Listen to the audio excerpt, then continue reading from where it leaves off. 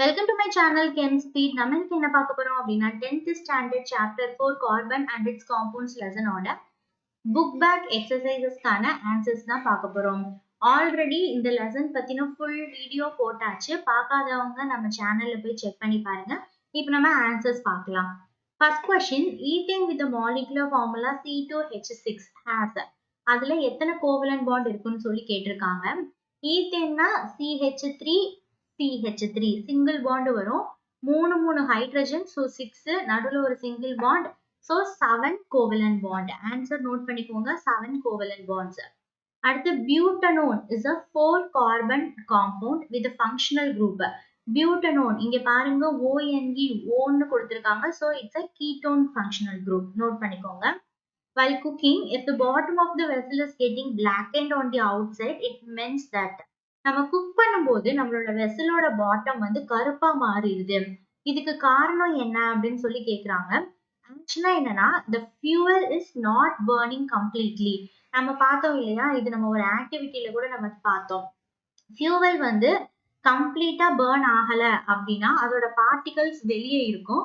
So அதோட நம்ம வந்து அந்த பாட்டம் வெசலை வந்து நம்ம ஹீட் பண்ணும்போது அதோட பாட்டம்ல பிளாக் கலர்ல மாறிடுது. Okay, so next question, explain the nature of the covalent bond using the bond formation CH3Cl. So இந்த கொஸ்டின்ஸ்க்குலாம் நான் தனியா ஆன்சர்ஸ் கொடுத்துருக்கேன், நீங்க நோட் பண்ணிக்கோங்க. பாருங்க கொஸ்டின் என்னது, explain the nature of the covalent bond using the bond formation in CH3Cl. CH3Cl னா methyl chloride. அந்த மெத்தில் குளோரைட்ல வந்து எப்படி வந்து கோவலன்ட் பாண்டை யூஸ் பண்ணி பாண்ட் ஃபார்ம் பண்ணிருக்காங்க அப்படின்னு சொல்லி கேட்டிருக்காங்க. பார்க்கலாமா? Covalent bond is formed by sharing of electrons. நான் ஆல்ரெடி சொன்ன மாதிரி கோவலன்ட் பாண்ட் அப்படின்னாலே mutual sharing of electrons. Outer most ஷெல்லில் இருக்கிற எலக்ட்ரான்ஸ் வந்து மியூச்சுவலா ஷேர் பண்ணி கம்பைன் ஆகி நமக்கு கிடைக்கிறது தான் கோவலன்ட் பாண்ட்.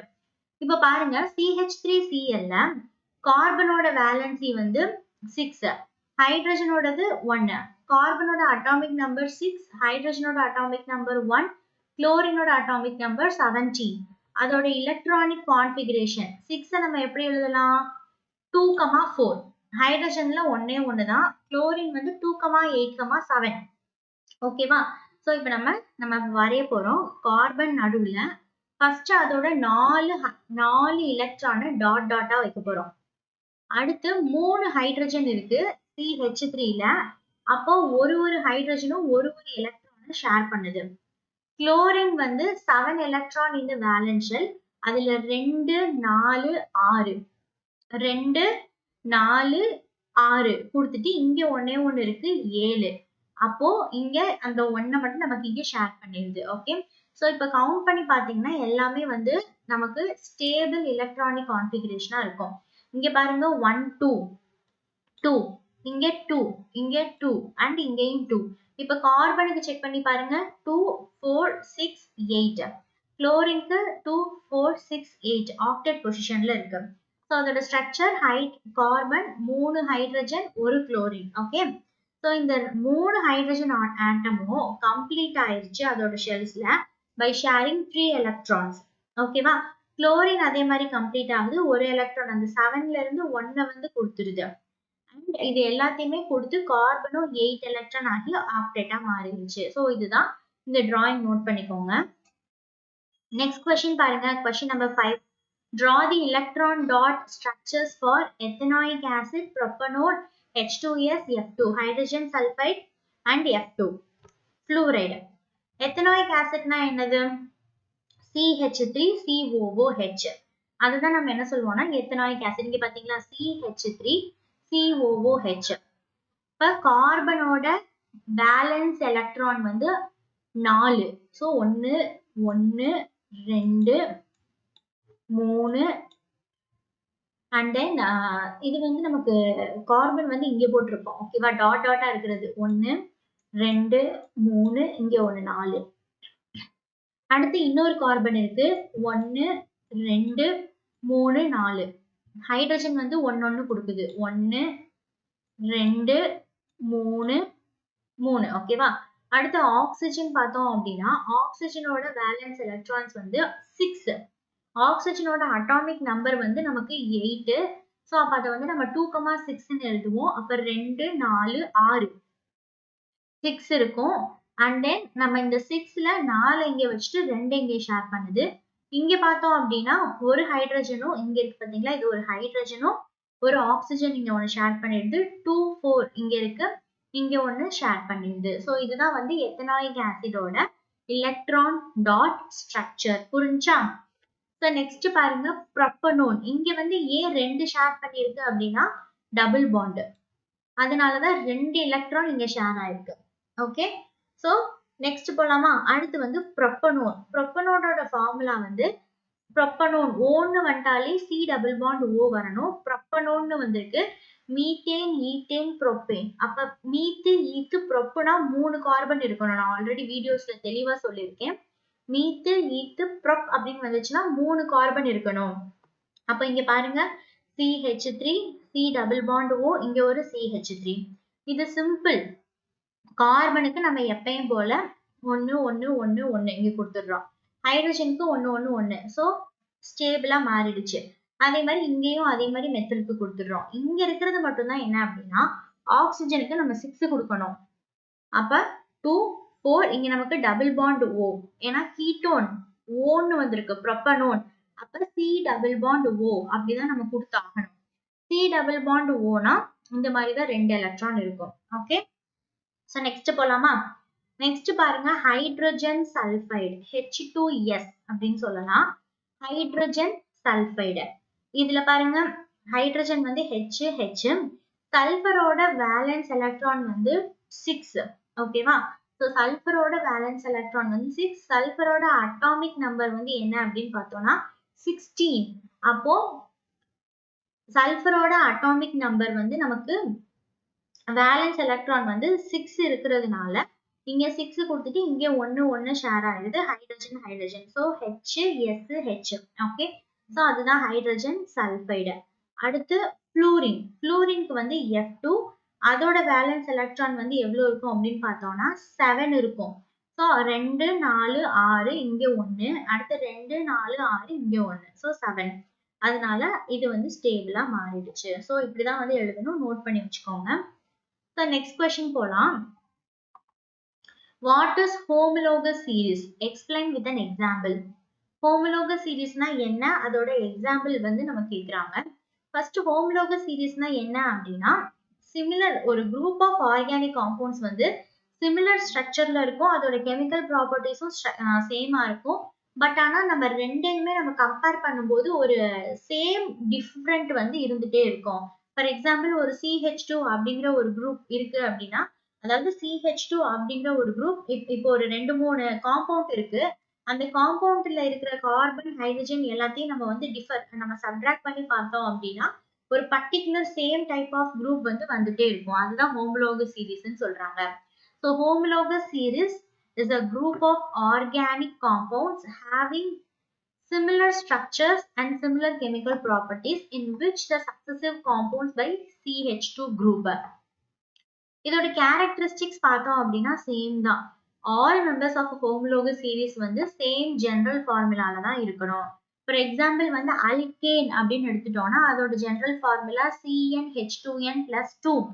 என்ன வந்து நம்ம என்ன சொல்லுவோம், number of carbon and hydrogen atom தான் நம்ம சொல்றோம். ஓகே, அப்புறம் எந்த 2 ஹோமோலோகஸ் வந்து பக்கத்துல இருக்கோ அது வந்து ஒரு கார்பன் ஆட்டத்தோடையும் 2 ஹைட்ரஜன் ஆட்டத்தோடையும் மாலிகுலர் ஃபார்முலால இருந்து டிஃபர் ஆகும். ஓகே, அப்போ அந்த மாதிரி CH2 அப்படின்ட்டு டிஃபர் ஆச்சு அப்படின்னா அதோட மாலிகுலர் மாசஸ்ல வந்து எந்த மாதிரி டிஃபரன்ஸ் இருக்குன்னா 14U.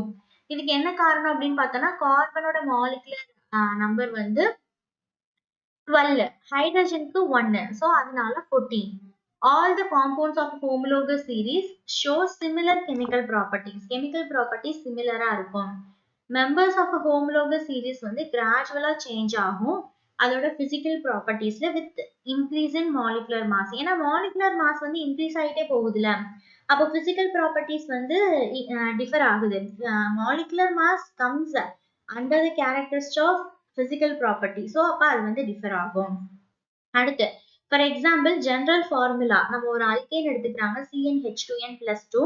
இப்போ பாருங்க methane CH4, C2H6 ethane, propane, C4H10 butane, pentane. இது எல்லாத்துலயும் நம்ம டிஃபர் பண்ணி பார்த்தோம்னா இதுக்கும் இதுக்கும் வந்து நமக்கு ஒரு CH2 வந்து நமக்கு வந்து கம்மியா இருக்கும்.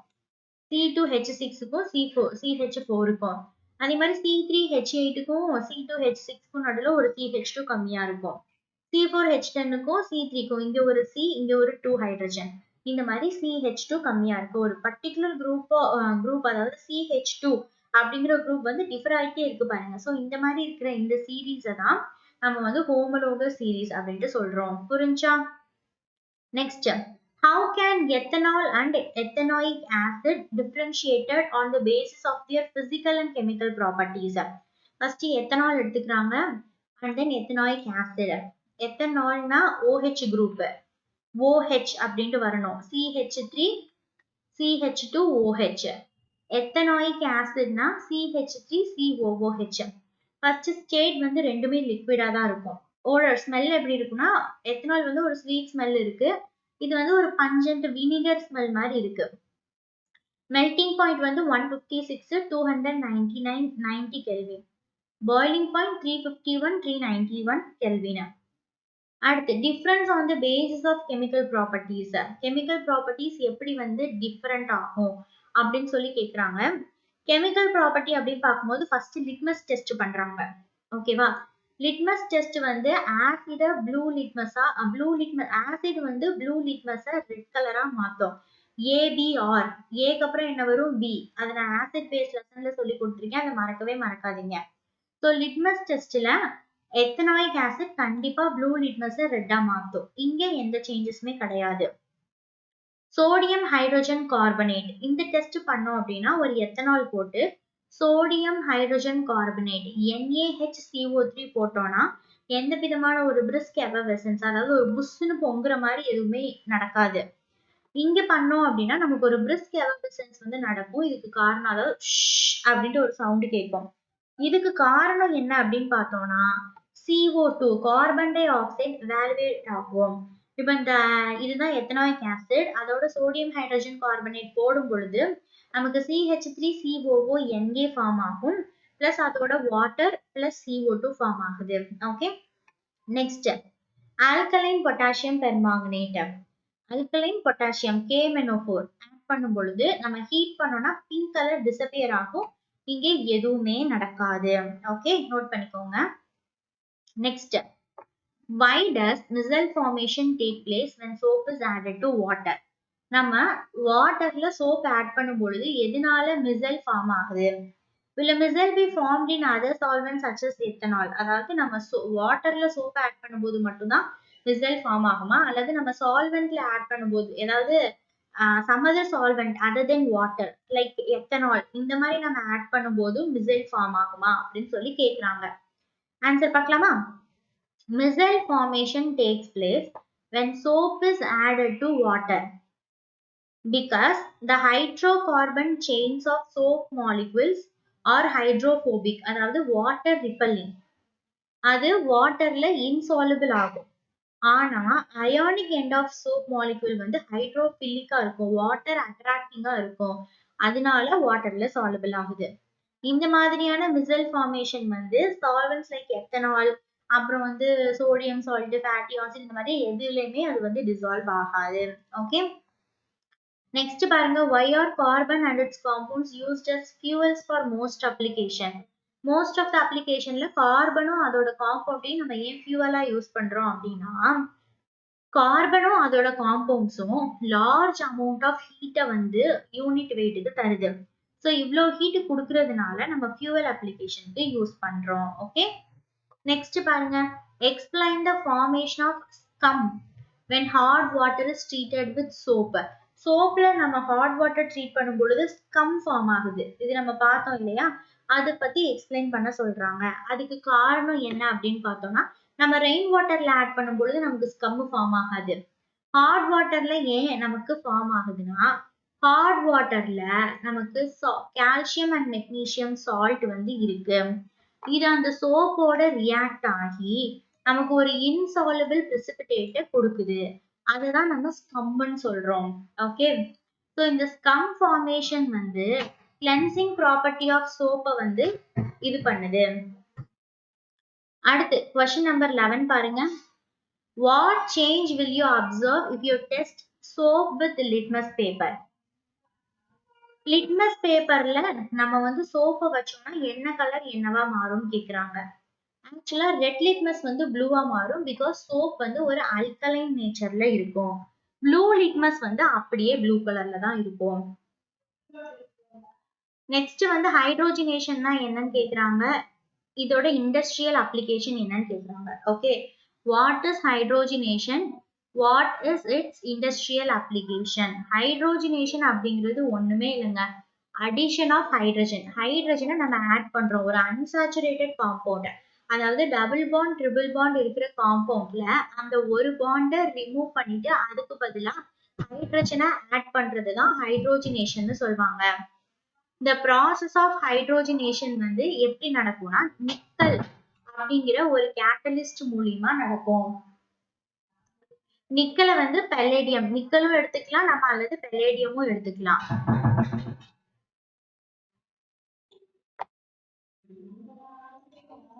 கொஸ்டின் நம்பர் 13 பாருங்க. Which of the following hydrocarbons undergo addition reaction? இதுல எதெல்லாம் வந்து addition reaction undergo பண்ணும் அப்படின்னு சொல்லி கேக்குறாங்க. addition reaction பார்த்தோம் அப்படின்னா unsaturated hydrocarbon, அதாவது alkene alkyne அதுலதான் நடக்கும். ஓகேவா? சோ அப்ப அல்கேன்ல நடக்காது. இதுல பாருங்க C3H6 இது அல்கீன் and C2H2 இது அல்கைன். சோ இது ரெண்டுலயுமே நமக்கு வந்து அடிஷன் ரியாக்ஷன் நடக்கும். அடுத்து 14th question. Give a test that can be used to differentiate chemically between butter and cooking oil. So பட்டருக்கும் குக்கிங் ஆயிலுக்கும் நடுவுல கெமிக்கலி டிஃபரன்ஷியேட் பண்ற மாதிரியான ஒரு டெஸ்ட் கேக்குறாங்க. பட்டர் வந்து என்ன அப்படின்னு பார்த்தோம்னா ஒரு சேச்சுரேட்டட் காம்பவுண்ட். குக்கிங் ஆயில் வந்து அன்சாச்சுரேட்டட் காம்பவுண்ட். அன்சாச்சுரேட்டட் காம்பவுண்ட் வந்து புரோமின் வாட்டரை டீகலரைஸ் பண்ணும். சேச்சுரேட்டட் காம்பவுண்ட் டீகலரைஸ் பண்ணாது. ஓகேவா? ஸோ இதுதான் வந்து ஒரு கெமிக்கலா நம்ம டிஸ்டிங்விஷ் பண்றதுன்னா இதுதான் நம்ம பண்ணி ஆகணும். ஓகே. ஸோ அதுதான் வந்து இங்க கொடுத்துருக்காங்க டீடைலா. Next explain the mechanism of the cleaning actions of soaps அல்லது கிளென்சிங் ஆக்ஷன் ஆஃப் சோப்ஸ். இது வந்து பாருங்க 2015ல வந்து இந்த கொஸ்டின் கேட்டிருக்காங்க. ஒரு டர்ட்டி கிளாத்தை நம்ம வாட்டர்ல நம்ம போட்டோம் அப்படின்னா அந்த வாட்டர்ல சோப் டிசால்வ் பண்ணி போட்டிருந்தோம் அப்படின்னா அதுல இருக்கிற ஹைட்ரோகார்பன் எண்ட் ஆஃப் சோப்ல இருக்கிற ஹைட்ரோகார்பன் வந்து மிசைல்ல ஃபார்ம் ஆகி ஆயில் அண்ட் கிரீஸ் பார்ட்டிகளோட அட்டாச் ஆயிரும். அதாவது அந்த டர்ட்டி கிளாத்ஸ்ல இருக்கிற ஆயில் அண்ட் கிரீஸ் பார்ட்டிகளோட அட்டாச் ஆயிரும். இந்த மாதிரியான வேலை தான் சோப் மிசைல் வந்து என்ன ஆகும்னா ஆயிலி கிரீசி பார்ட்டிகலாம் ட்ராப் பண்ணி அந்த ஹைட்ரோகார்பன் எண்ட்ல வந்து இழுக்கும். இங்க பாத்தீங்களா ஆயில் டிராப்லெட்ஸ்.